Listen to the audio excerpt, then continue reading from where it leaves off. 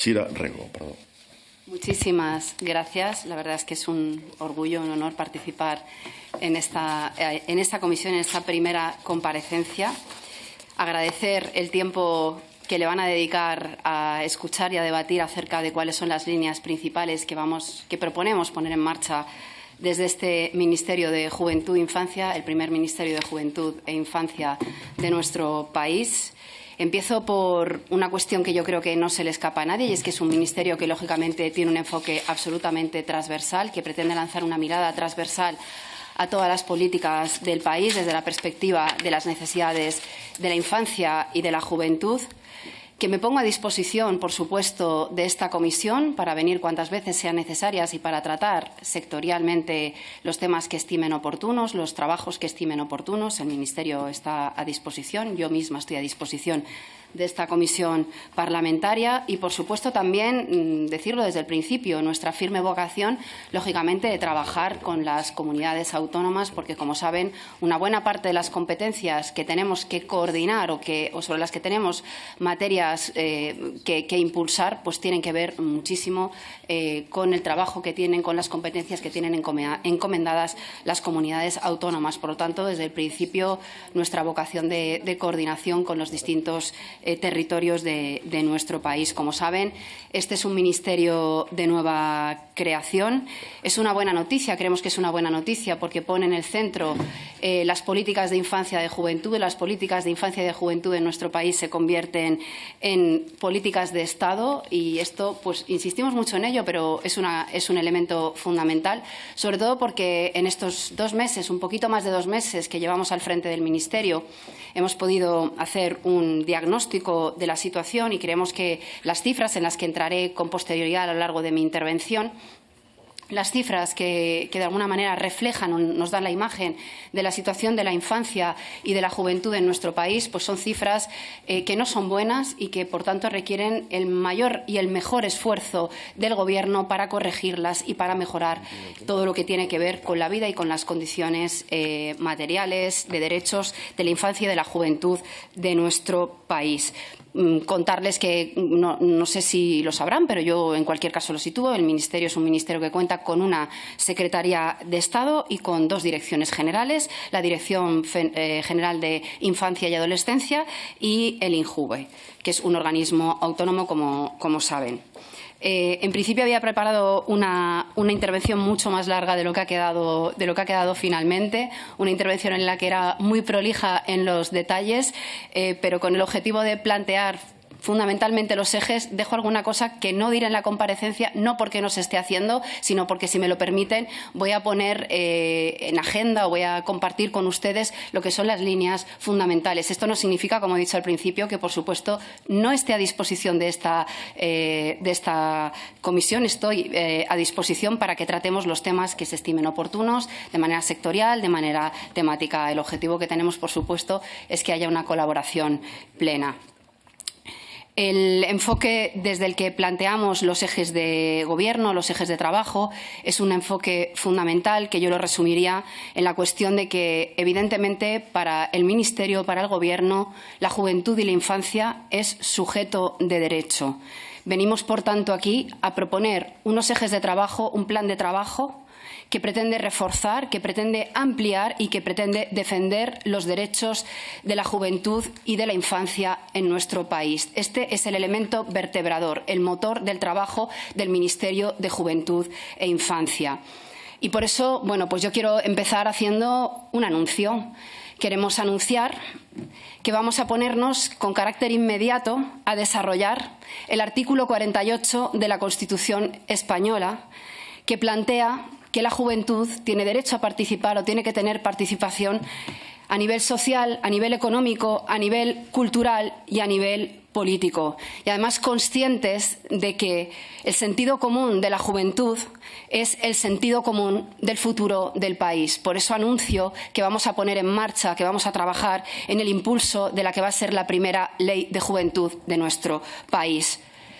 Una ley que va a tener como base la Estrategia de Juventud del año 2030, que ya señalaba una serie de ejes, y una ley que ya hemos empezado avanzar algún aspecto en colaboración con el Consejo de la Juventud de España, porque pretendemos introducir un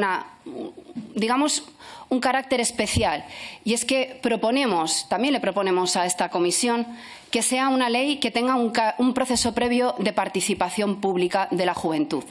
Queremos que haya un proceso participativo que configure un borrador de ley que sea la que finalmente, lógicamente, tenga ya el trámite habitual que tiene cualquier ley que se propone. Pero inicialmente creemos que tiene que haber un proceso de participación activa de la juventud en la elaboración de esta ley.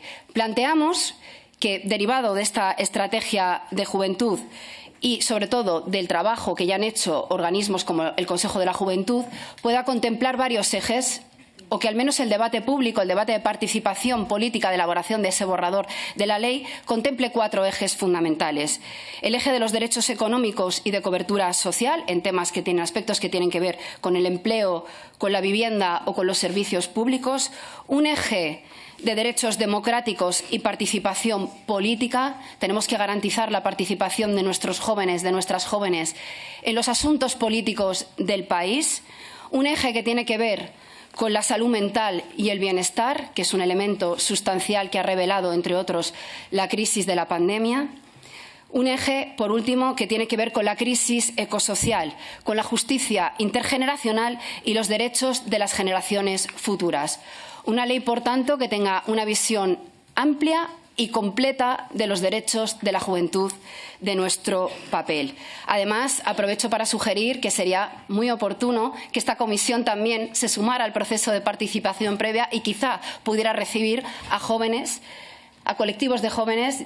He tenido oportunidad además de comentarlo, para que puedan también utilizar la propia comisión como un canal de participación política para la configuración de ese borrador previo. Bueno, en cualquier caso es una cuestión que evidentemente quedará como elemento de consideración de esta propia comisión. Paralelamente al desarrollo de esta ley, que es un elemento importante y vertebrador del trabajo del Ministerio, debemos trabajar una serie de ejes centrales que representan los principales desafíos en materia de juventud. Con carácter posterior entraré en lo que tiene que ver con la parte de infancia. Un eje importantísimo tiene que ver con el empleo juvenil y la precariedad juvenil.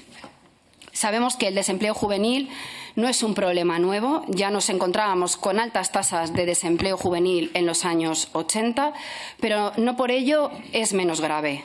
Durante la crisis de 2008, el desempleo juvenil llegó al 57% y, aunque ha caído en la actualidad hasta el 27,8%, sigue siendo la cifra más alta de la Unión Europea. Sin duda, la reforma laboral ha mejorado las condiciones laborales de las personas jóvenes, según el informe de trabajo. Son, en realidad, las más beneficiadas de la contratación indefinida. De hecho, en 2023, un 42,6% de jóvenes han firmado un contrato indefinido. Es decir, se han firmado 6 veces más contratos indefinidos en 2023 que la media de 2006 a 2021. Yo creo que es un dato positivo. En definitiva, se mejoró la calidad del empleo no solo por el aumento de la contratación indefinida, sino también por una importante reducción de la tasa de temporalidad, que se redujo en más de 10 puntos. En la actualidad podemos decir que en nuestro país casi 3,2 millones de personas menores de 30 años, que representa la cifra más alta de empleo juvenil en los últimos 14 años. Son los que están trabajando. En cualquier caso, es importante que sigamos avanzando. Esto no tiene que pararnos. Tenemos que seguir avanzando con firmeza en la mejora de las condiciones laborales. Yo creo que también podemos señalar como ejemplo positivo que el aumento del SMI ha tenido una especial repercusión en lo que tiene que ver con las personas jóvenes y las mujeres especialmente, sobre todo en jóvenes entre 16 y 24 años y entre 25 y 34 años, que representa un 18,5%. Se trata, por tanto, además de reducir el paro, de mejorar la calidad del empleo juvenil y acabar con la precariedad en la incorporación al mercado laboral y, a ser posible, lógicamente, acabar con el uso fraudulento de las prácticas en el ámbito laboral. Recordar que desde el 1 de enero del año 2024 los estudiantes y las y los estudiantes que realicen prácticas no laborales cotizan a la Seguridad Social como consecuencia de lo establecido en la última fase de la reforma del sistema público de pensiones. Queda pendiente la aprobación del nuevo Estatuto del Becario. Asimismo, reforzaremos nosotras desde lo que tiene que ver con las competencias del Ministerio de Juventud e Infancia, la colaboración entre el Ministerio de Juventud y el Ministerio de Trabajo y Economía Social. Pretendemos desarrollar actuaciones en el marco del convenio de colaboración entre el INJUVE y la Inspección de Trabajo para que las personas jóvenes conozcan las herramientas que tienen a disposición para defender sus derechos, para favorecer la protección de la juventud en el ámbito laboral y de acceso al empleo. Y, por supuesto, también colaboraremos con el Ministerio de Trabajo en la implementación concreta del Plan de Choque sobre Empleo Juvenil, que tiene ya varios elementos en curso, pero, lógicamente, habrá que seguir reforzando si queremos mejorar esa cifra de paro juvenil, si queremos resolver y mejorar la empleabilidad del empleo en la población joven. En relación a la vivienda, sabemos que el acceso a la vivienda digna para las personas jóvenes en España es algo muy complejo, muy difícil, está suficientemente diagnosticado. Sabemos que es uno de los principales problemas de cara a construir un futuro con buenas perspectivas para la población más joven. Según los datos recientemente publicados por el Consejo de la Juventud de España en su Observatorio de Emancipación, nos decían que la edad media de emancipación son los 30,3 años y que la tasa de emancipación entre jóvenes, en términos absolutos, es del 16,3%, a diferencia de Europa, que se sitúa por encima del 30%. Sabemos que tenemos un problema con la especulación con la vivienda, que está imposibilitando el acceso a la vivienda digna, y en las personas jóvenes esto se traduce, como decía, en el retraso de la emancipación y la inviabilidad de construir proyectos autónomos. Es más, según datos de Comisiones Obreras, las personas jóvenes en su conjunto no terminan de alcanzar el paquete completo de la autonomía personal hasta los 38 años, es decir, empleo indefinido a tiempo completo y emancipación. Y si me lo permiten, aquí un pequeño paréntesis. A los 38 años ya no se es joven formalmente. Por tanto, lo que estamos hablando es que la posibilidad de consolidar un proyecto autónomo por completo es prácticamente inviable, y esto hay que resolverlo. Creemos que es fundamental que se aplique la Ley de Vivienda, al menos en dos aspectos. Tenemos una ley que nos permite tener a mano dos dispositivos inmediatos. En primer lugar, y contando lógicamente con la colaboración, porque así lo distribuye el ámbito competencial, es necesario que las comunidades autónomas desplieguen la declaración de zonas tensionadas en el ámbito de sus competencias y así limitar el crecimiento de los precios de los arrendamientos que afectan sobre todo a nuestros jóvenes. Y luego abordar la cuestión que también aborda la Ley de Vivienda, ponernos sobre ello, y esto pues evidentemente vamos a hacer el seguimiento desde el Ministerio de Juventud, a desplegar una estrategia para abordar la falta de vivienda pública. En cualquier caso, estamos en coordinación con el Ministerio de Vivienda para el desarrollo y la evaluación y la puesta en marcha de medidas que fomenten el acceso de la juventud a la vivienda.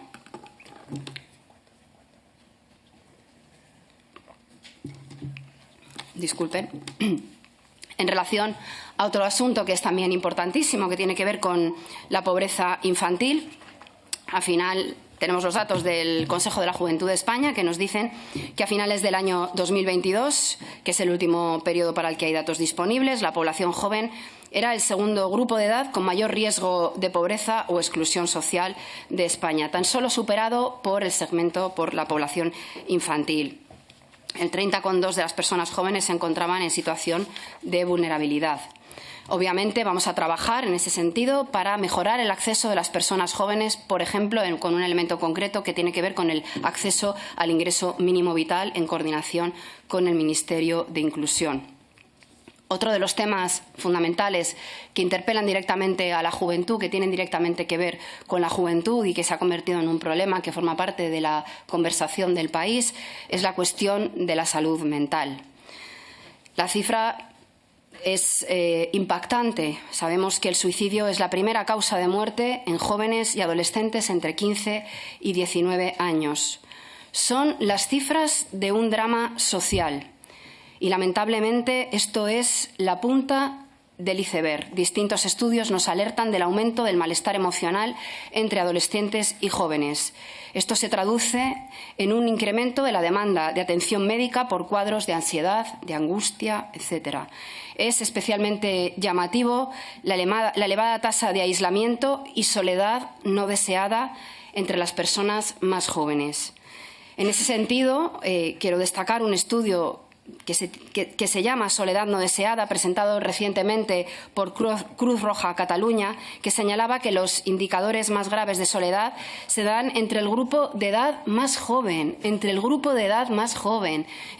que va de los 18 a los 29 años, donde solo un 20,25% se definen como no solos, como no solas. Sin duda, las personas jóvenes están situando con mucha valentía, y yo quiero reconocer esto, la importancia de la salud mental, con mucha valentía. A esto no podemos responder diciendo que son la generación de cristal. Al contrario, debemos coordinar esfuerzos entre administraciones para que estas generaciones que solo han conocido crisis puedan tener empleos de calidad, se puedan emancipar con dignidad. Y, por supuesto, escuchemos y situemos en el centro de nuestras políticas su preocupación no atendida sobre la crisis climática. Nos dicen, con acierto, que no hay planeta B. Se movilizan con causas que son de época y de toda la humanidad, no solamente los interpelan a ellos y a ellas como generación más joven. Cuestiones de época como la crisis ecosocial o como la igualdad.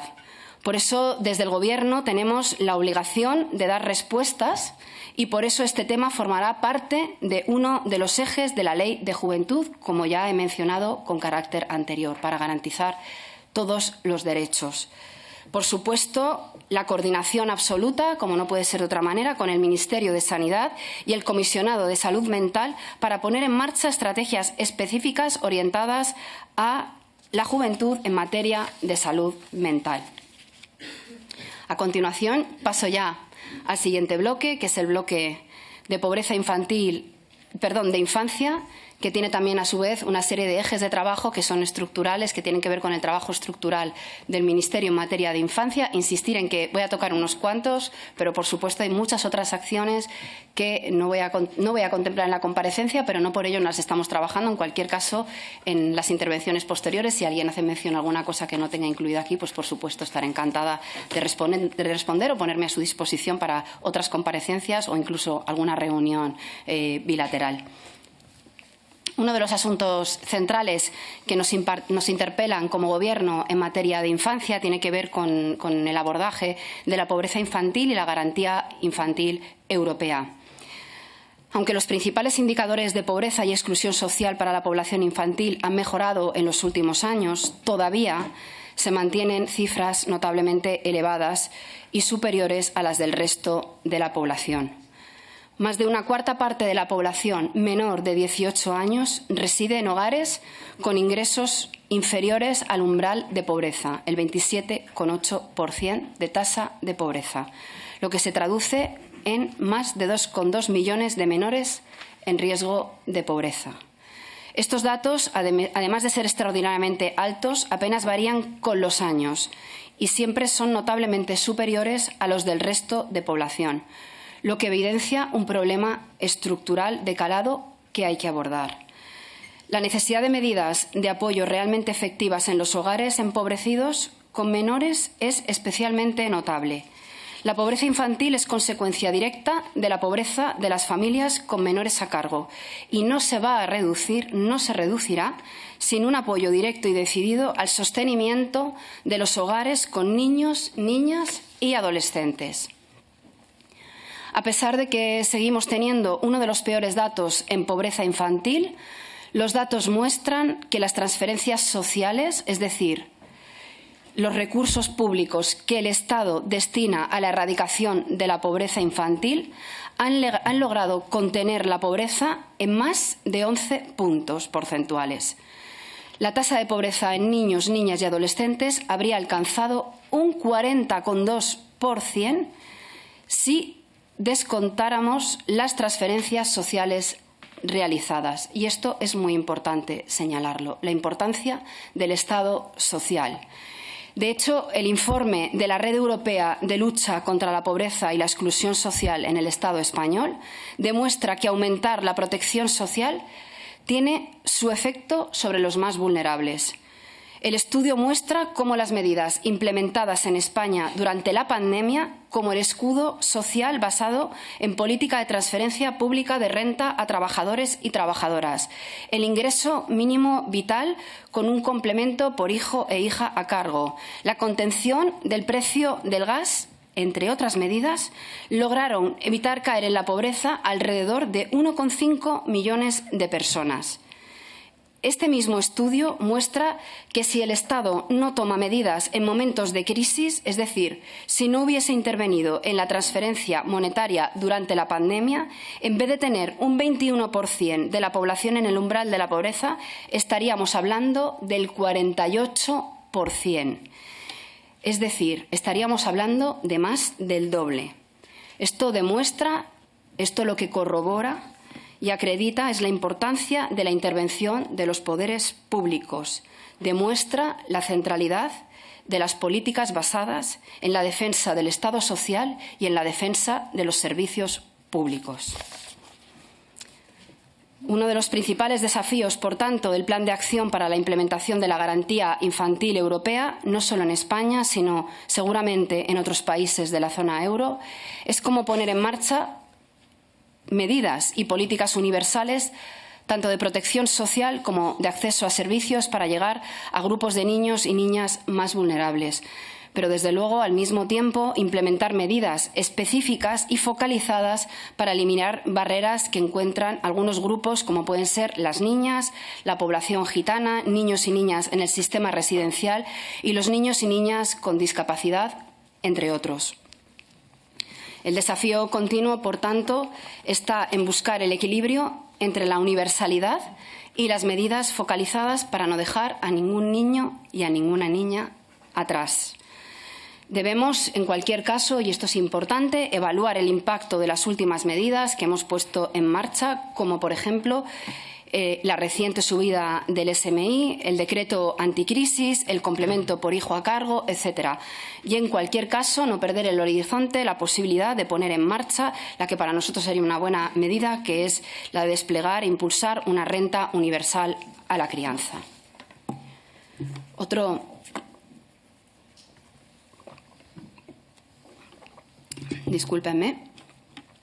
de los ejes que son fundamentales en el trabajo del Ministerio de Juventud e Infancia es el que tiene que ver con las violencias contra la infancia y el despliegue y el desarrollo de la Ley Orgánica de Protección Integral a la Infancia y a la Adolescencia frente a la violencia contra los niños y las niñas. A partir de ahora la designaré como LOPIBI, si me lo permiten, porque es un acrónimo más sencillo. El desarrollo integral de la LOPIBI, en coordinación con otros ministerios, por supuesto, ministerios como el de Justicia, Migraciones, Interior e Igualdad, porque están directamente implicados en el desarrollo y despliegue de esta ley. Yo quiero destacar algunos elementos importantes que tienen que ver con el desarrollo y la implementación de esta ley, la elaboración del primer informe de seguimiento que está pendiente de aprobación en la Comisión Interministerial del Seguimiento. También el hecho de que estamos trabajando en el Registro Unificado de Servicios Sociales sobre la Violencia contra la Infancia, un instrumento que va a ser extraordinariamente útil. Está pendiente de aprobación por parte de las comunidades autónomas el documento base que permitirá diseñar la herramienta de este registro. Comentarles que este documento se ha realizado con expertos y en coordinación y colaboración con las comunidades autónomas. También se ha avanzado en la plataforma digital que le tiene que dar, de alguna manera, el sostén. La intención es empezar con un pilotaje en los próximos meses en algunas comunidades autónomas para validar el contenido y para validar la dimensión de esta herramienta, de este registro. Y, por otra parte, y paralelamente, el Registro Central de Información sobre Violencia contra la Infancia y la Adolescencia. Se está trabajando en el diseño y puesta en marcha de la plataforma digital. Es importante la colaboración de los diferentes ministerios, dado que el registro se va a alimentar de las denuncias registradas por Sanidad, por servicios sociales, por policía, juzgados, etcétera. Y lo que va a generar es un lenguaje común y un sistema que pueda captar la información sin duplicar el trabajo. Lleva tiempo y mucha colaboración de los diferentes actores y estamos en ese proceso con la intención de finalizar la plataforma este año. Por otro lado, anunciarles también que hemos puesto en marcha un estudio de prevalencia de la violencia infantil. Realizaremos un estudio basado en 9.000 encuestas con personas de entre 18 y 30 años para conocer si sufrieron violencia durante su infancia. Es un estudio que va a durar aproximadamente, que se va a desarrollar a lo largo de este año 2024 y comentarles que desde el año 1994 la Administración no hacía un estudio de este calibre. Lo último realizado es la encuesta que me imagino que todos y todas conocerán, la encuesta que forma parte del informe del Defensor del Pueblo sobre abusos sexuales en el ámbito de la Iglesia. En este caso, esta encuesta, este estudio concreto, este estudio es parte de la estrategia de erradicación de violencia y lo que pretendemos con ello es conocer mejor la situación de violencia contra la infancia y adolescencia en nuestro país y contar con más datos que nos permitan diseñar mejores políticas y acciones. Por supuesto, además de este instrumento, que va a ser muy útil para ver hacia dónde debemos seguir trabajando, hay otra pata importante dentro del desarrollo de la LOPIBI, que es el desarrollo y puesta en marcha de los juzgados de especialización. Es una obligación y un compromiso que tenemos como Estado recogido en esta ley, en la LOPIBI, y durante este año se pondrán en marcha en el marco de la Ley Orgánica de Eficiencia Organizativa del Servicio Público de Justicia. Quería también comentarles otro proyecto que tiene que ver con la ley y que es un proyecto, pues yo diría, bastante interesante y bastante bonito, si me lo permiten. Es un proyecto cofinanciado por la Unión Europea, el Barnahus, se llama, los centros Barnahus o casas de la infancia, casas de los niños, en islandés, que es la denominación que tiene. Es un modelo que proporciona atención integral a niñas, niños y adolescentes víctimas de abuso sexual y de maltrato. La idea es que puedan beneficiarse de un acceso a la justicia amigable, con metodologías adaptadas a ellos. Este modelo está pensado para que todo el proceso se desarrolle dentro de un mismo lugar, una casa con una decoración acorde a su edad. Es ahí donde los distintos profesionales y especialistas en violencia infantil se coordinen y trabajen bajo este mismo techo, lejos de hospitales o de comisarías, evitando así que el niño o niña deba desplazarse y repetir varias veces su historia, protegiendo en todo momento al niño o la niña, dándole un entorno agradable para que la experiencia les aleje en la medida de lo posible de la experiencia traumática o que no sume en ese caso a una experiencia traumática.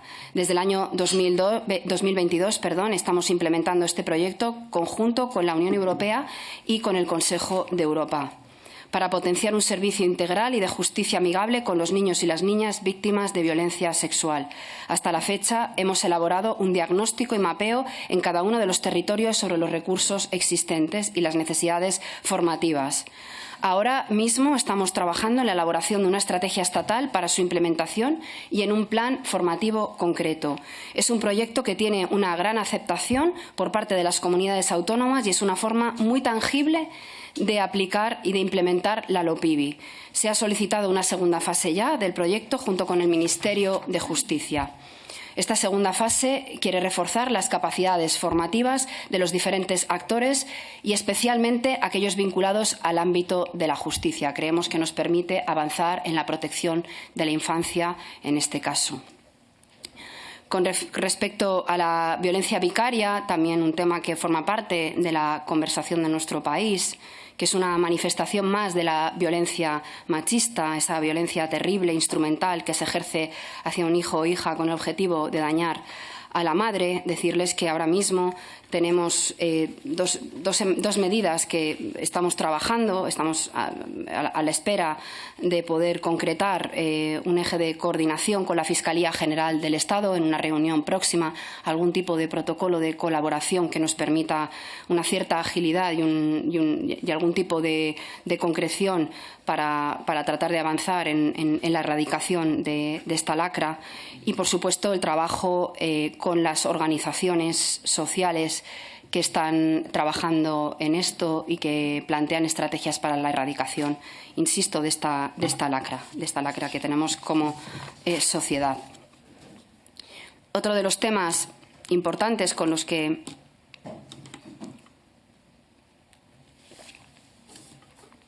he de pedir disculpas porque la extensión de la intervención hace que requiera interrumpir de vez en cuando para poder rehidratarme. Otro de los temas importantes, y que también es uno de los temas que forman parte de la conversación del país, que hemos visto y yo creo que además nos interpelan como sociedad y nos interpelan prácticamente a todos y a todas los que tenemos algún menor, algún joven, alguna menor en nuestro entorno casi personal, hijos, hijas, hijos de amigos, amigas, familia, que tiene que ver con el entorno digital seguro. Hemos trabajado desde el primer momento que nos hemos incorporado al Ministerio de Juventud e Infancia en este asunto. Insisto, somos conscientes que forma parte de la conversación del país. Sabemos que las nuevas tecnologías, que el entorno digital ha venido para quedarse. Sabemos que supone un cambio de paradigma a todos los niveles, en las relaciones sociales, en las relaciones cotidianas, en las relaciones políticas, en las relaciones económicas, un cambio de paradigma a todos los niveles y todavía no tenemos ordenada la manera en la que tenemos que comportarnos o en la que se asientan estas nuevas tecnologías en el contexto de nuestras sociedades. Todos tenemos, por tanto, menores a nuestro cargo, a nuestro alrededor o en nuestro entorno familiar o personal y sabemos, por tanto, que son una población especialmente sensible. Nosotros tenemos muchísimos datos, nos hemos reunido con muchísimas organizaciones sociales, con expertos y expertas.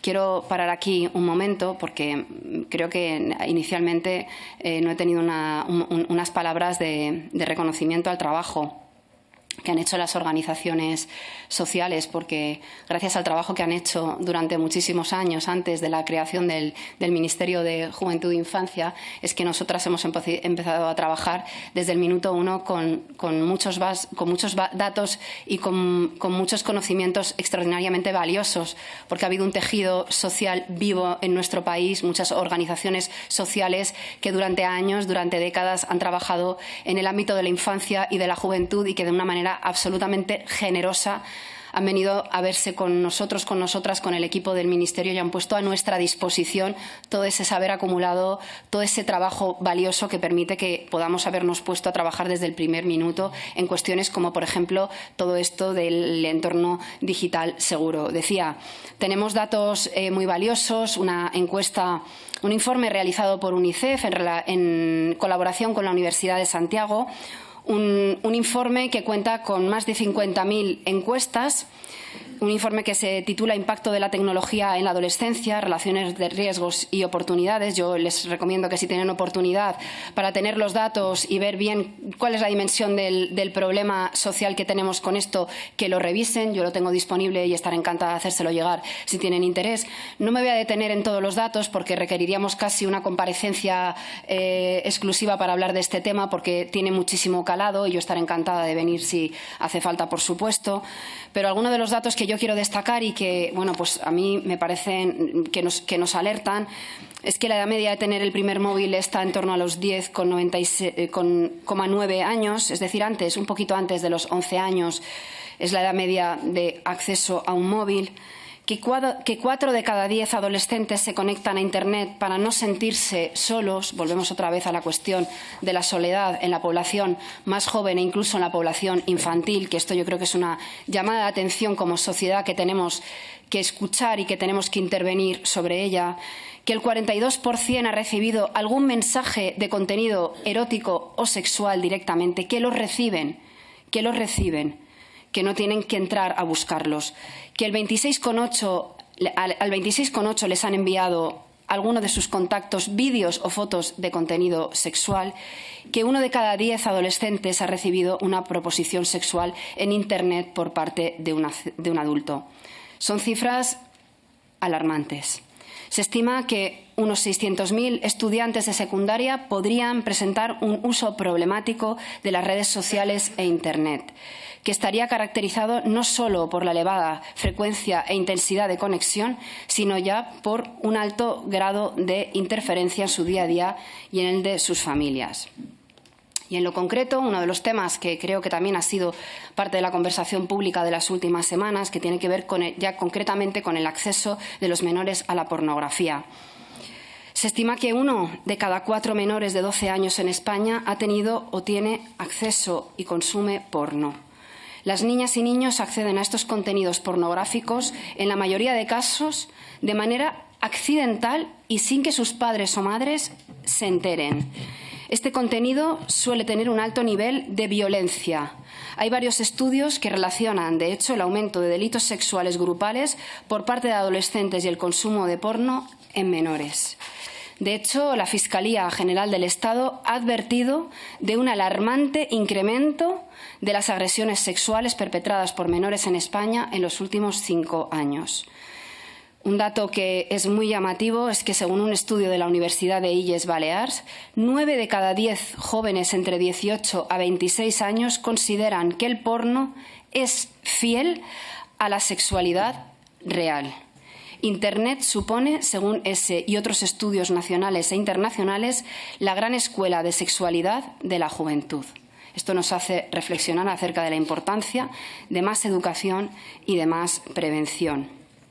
Por tanto, es un problema de país que requiere aplicar, llegar y alcanzar grandes consensos para resolverlo. Por eso, desde el Ministerio de Juventud e Infancia, lo que hemos propuesto desde el primer momento es que esto requiere que lleguemos, que alcancemos un gran acuerdo intergeneracional de país para la construcción de entornos digitales seguros. Hablamos de acuerdo intergeneracional porque creemos que también hay que contar con la participación y con la opinión de jóvenes y de niños. Tenemos mecanismos de participación infantil, tenemos espacios de organización y participación juvenil que pueden formar parte de este acuerdo intergeneracional de país. Creación. Hemos impulsado la creación, no sé si, en las noticias ha aparecido, la creación de este grupo de 50 expertos para el desarrollo del diagnóstico, de la hoja de ruta y del tipo de medidas que creemos que tienen que ser medidas a corto, a medio y a largo plazo, porque por el alcance que tiene el efecto de las nuevas tecnologías, del entorno digital en la vida. Sabemos que hay elementos que pueden ser quizá medidas inmediatas, pero hay otras que tienen que ver, por ejemplo, con el uso del tiempo, que tienen que ver con la conciliación, que tienen que ver con los horarios de trabajo, que tienen que ver con la cobertura de los servicios públicos y del Estado social, que tienen que ver con la educación, que tienen que ver con el ámbito público, que tienen que ver con el ámbito privado. Es decir, estamos hablando que es una cuestión que afecta a diversos espacios y segmentos de la vida de los jóvenes, de las jóvenes, de los niños y adolescentes, por tanto, que requiere una mirada amplia en la que queremos contar con expertos, con expertas, con las familias, insisto, con los jóvenes, con los niños y con las niñas, para tener un buen diagnóstico y para plantear una serie de medidas que nos permitan trabajar de manera coordinada con las comunidades autónomas, con el resto de ministerios y poner en marcha medidas que de alguna manera atajen y prevengan el uso de los entornos digitales para que sobre todo sean seguros para nuestros niños y para nuestras niñas y para nuestros jóvenes. Y en cualquier caso, el impulso de la Ley Integral de Entornos Digitales y Seguros para la infancia y la adolescencia. Continúo con otro tema de gran importancia para el área de infancia del Ministerio de Juventud e Infancia, que tiene que ver con los sistemas de protección de menores, concretamente con la desinstitucionalización.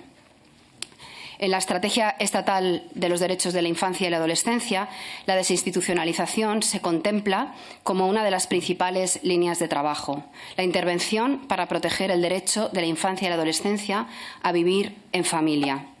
Entre los principales objetivos se encuentra fomentar el apoyo a las familias frágiles, aumentar el acogimiento familiar en sus distintas formas, promover espacios seguros y cálidos emocionalmente, actualizar los modelos de intervención, reforzar la acción terapéutica y la atención centrada en la persona y apoyar los procesos de transición a la vida adulta y a la emancipación. El objetivo acordado en el Plan de Acción Estatal de la Garantía Infantil Europea, en la Estrategia Estatal de los Derechos de la Infancia y la Adolescencia y en el Plan de Acción contra la Explotación Sexual es conseguir una serie de elementos que son importantes. Que ningún niño o niña menor de 6 años viva en un recurso residencial en el año 2025, que ningún niño o niña menor de 10 viva en un recurso residencial en 2030, que los recursos residenciales tengan un máximo de 30 plazas en 2030 y que en ese mismo año el acogimiento familiar llegue al 70% de la infancia en el sistema de protección. Para conseguir estos objetivos previstos, que son exigentes, pero hay que ponerse a trabajar con ellos. Se está trabajando para que, en el marco de la conferencia sectorial y, por supuesto, en colaboración entre las comunidades autónomas, potenciar el acogimiento familiar en todas sus modalidades como primera opción en el cuidado de los niños y niñas en el sistema de protección de los diferentes territorios. Estamos apoyando concretamente 8 proyectos piloto con un presupuesto de 35 millones de euros y queremos fomentar la sensibilización y el acceso a la información sobre el acogimiento familiar para que existan más familias acogedoras en todo el país. Por supuesto, la regulación de la seguridad social, que es una obligación que contempla la LOPIBI. Estamos trabajando en una propuesta con seguridad social y las comunidades autónomas que esperamos tener preparada en el menor tiempo posible.